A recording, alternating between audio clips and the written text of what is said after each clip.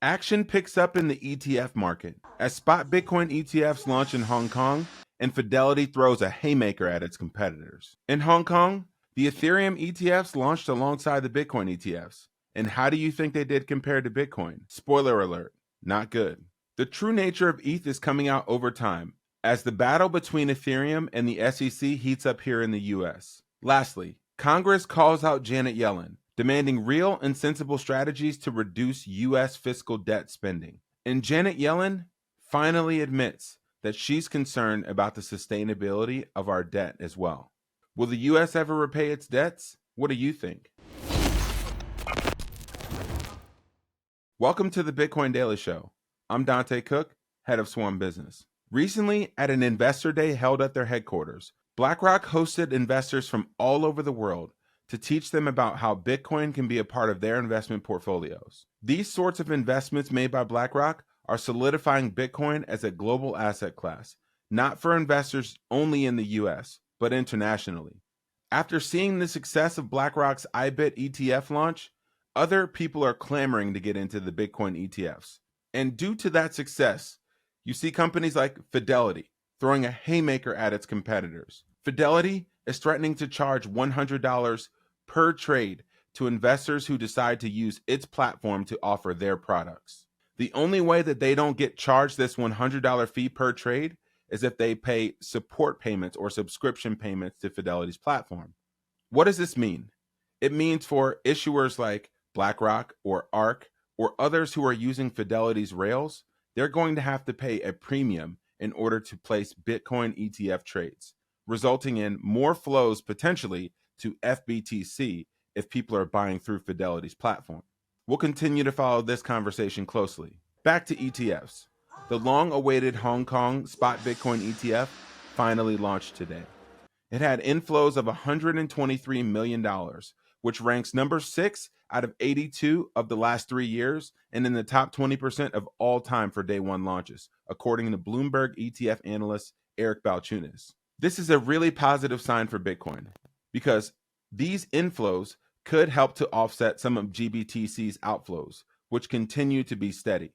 But you have to realize Hong Kong's ETF market is 168 times smaller than the ETF market in the US. Along with the Spot Bitcoin ETFs, the Ethereum ETFs also launched on Hong Kong's exchanges today. And according to friend of the show and Bitcoin analyst Joe Consorti, they only took in 30% of the flows of the Bitcoin ETFs. This is consistent with history because Bitcoin makes up about 70% of their total market cap when you combine them, and ETH only 30%. And as you can see in this chart, Bitcoin continues to outperform ETH from its all-time highs as people continue to hold on for dear life. And you know why else they're holding on for dear life? It's because the SEC is finally coming after ETH for being what it is, a security.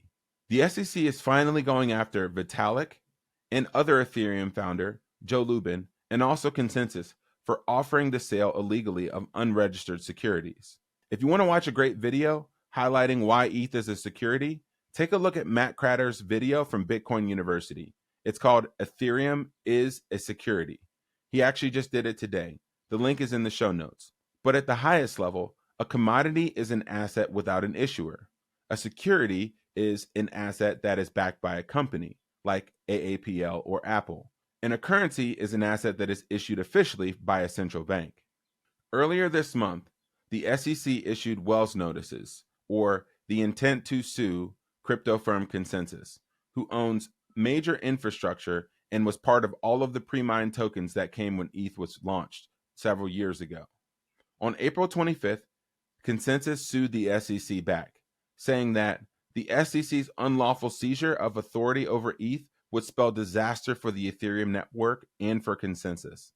If the SEC issuing a notice about it being classified as a security would be a disaster for the network, then is the network truly a decentralized commodity that they claim it to be?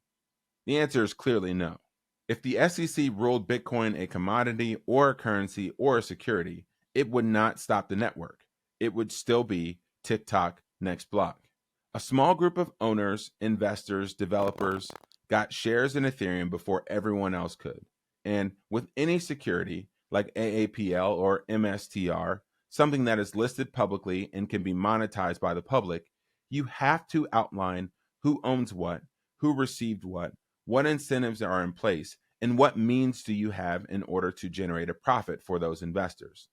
But with Ethereum, they are actually just monetizing from the public without disclosing any of this information.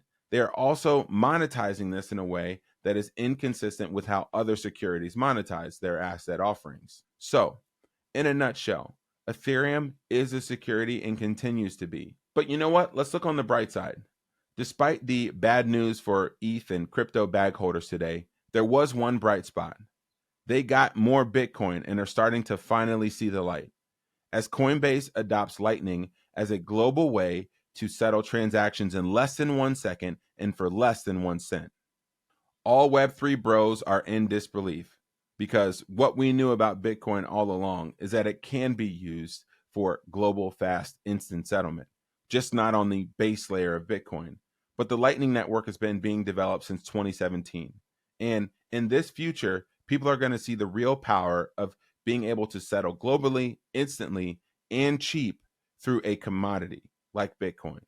And although this is exciting and great news for Coinbase, as always, Swan.com has and will continue to have free withdrawals. So no matter how congested the network is or how high transaction fees are on the base chain, Swan will continue to offer automatic free withdrawals.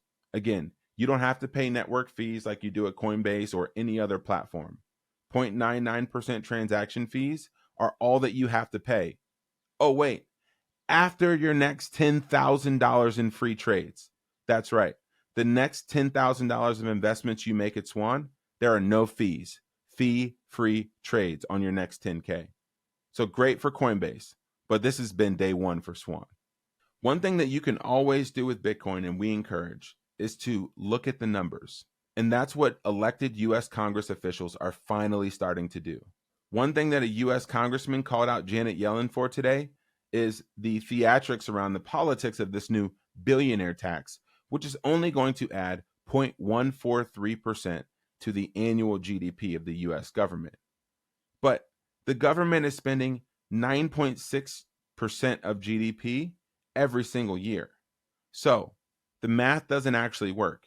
You can see in this chart here that the federal deficit is growing much faster than the GDP that we're taking in. Take a look at this interaction between Janet Yellen and Lloyd Smucker. Lloyd absolutely dismantles Janet Yellen with the facts. And even Janet Yellen admits debt held by the U.S. public is going to grow from $28 trillion to $45 trillion in 2034. And you know what also she said in a report that she signed and sponsored, but somehow seems to forget, as you'll see in this clip? Government debt to GDP will be at 513% in the next 75 years. I'd like to just clarify with you for those listeners watching this today the impact of your budget on the debt. Can you tell me the current level of our debt? What's the current debt amount?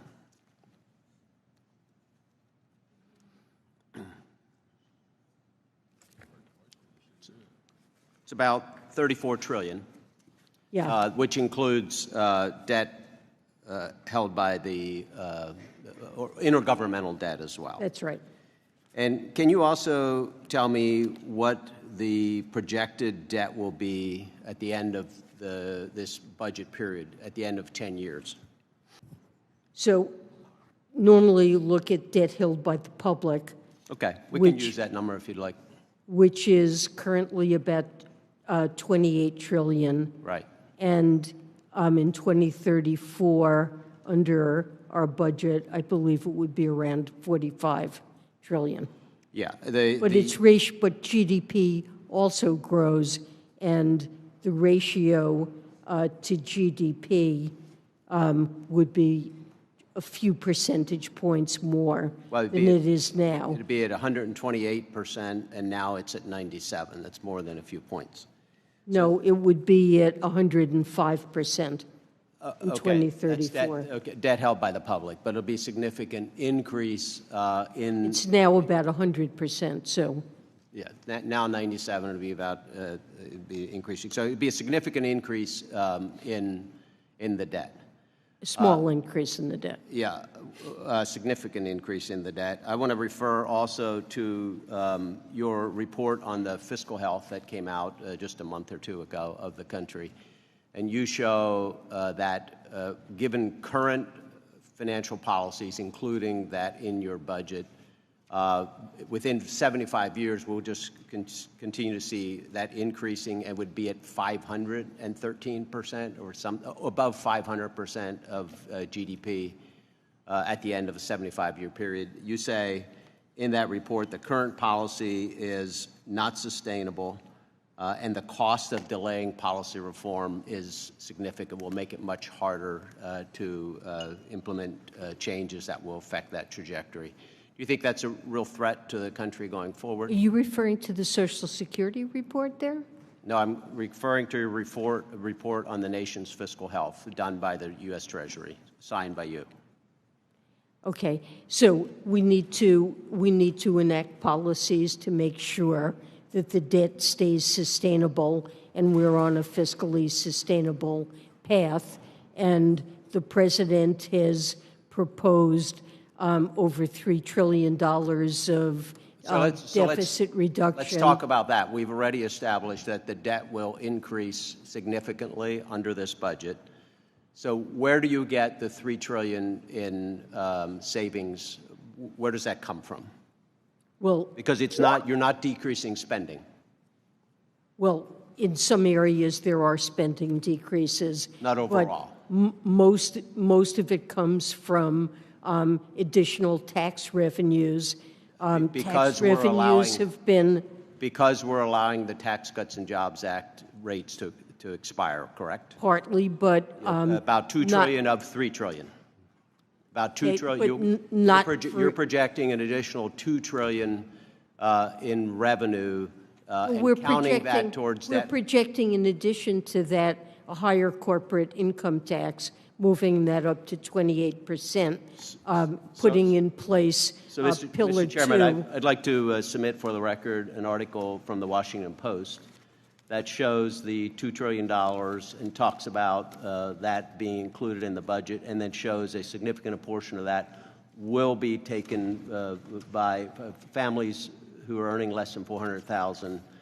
He's explicitly said that he will not agree to raise taxes for people making under $400,000. So I think it's more important. And that is not any proposal of his. He's not said he would allow everything to expire. I think it's more important that is just wrong. I think it's more important to look at what he's proposed rather than what he said. And very clearly, the $3 trillion in revenue or in reduction, what you're calling a reduction in debt, includes a significant amount coming from families who are earning under $400,000 per year. Well, that will have to be paid for.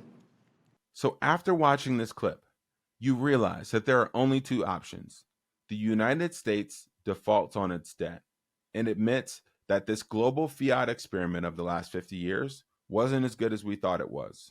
Or they continue to print money and kick the can down the road. And as you can see with their budget projections, you know what they intend to do. So what is the average American supposed to do? How will you run the numbers in a situation where the debt is growing significantly faster than the amount of money that the government takes in, or the amount that they're able to tax from you, from your hard-earned work, to line the pockets of billionaires and wealthy people who own assets? Well, here at Swan, we believe in running the numbers, and that's exactly what we're doing in our webinar on Thursday with Swan CIO Hafa Zaguri. The webinar is called The Numbers Don't Lie. It's the latest in our retirement webinar series, and it's happening this Thursday at 5 p.m. Eastern, 2 p.m. Pacific. If you aren't able to make the webinar live, still subscribe. You'll get an email with the recording of the highlights from the webinar. In the webinar, we're going to talk about the perfect Bitcoin allocation for your portfolio, how Bitcoin could 100x from here, why Bitcoin deserves a place in your retirement portfolio. And we actually use our Bitcoin retirement calculator live and talk about the opportunities you have to invest in an IRA holding real Bitcoin through products like Swan's Bitcoin IRA. You're not going to want to miss it. And if you don't make it, maybe you should spend an hour thinking about all of the ways that you're going to allocate your assets in a world where we have rising inflation and a debt to GDP ratio of 513% for your grandkids. If you believe that there's a good option in that world, don't show up and don't sign up for the recording. More power to you. But if you do, the link is in the show notes. And with that, we're signing off for today. This is Dante Cook with Swan.com. Happy stacking.